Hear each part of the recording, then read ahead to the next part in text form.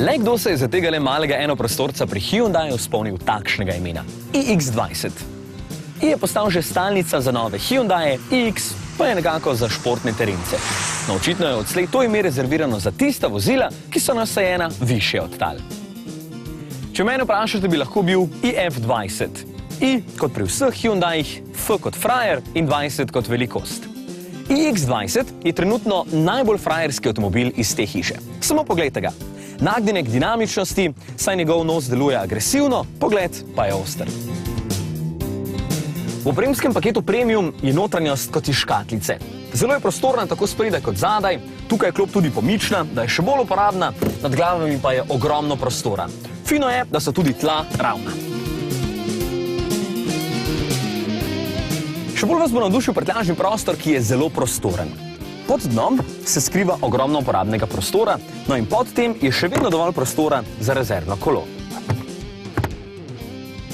Če vam to še vedno ni dovolj, pa lahko seveda podrete naslona klopi, ki se seveda zložita v čisto ravno površino.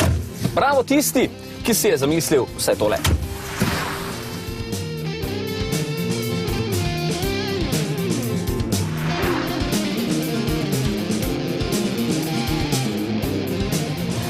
Za odlično vzdušje v tem Hyundaiu skrbi še vsa oprema.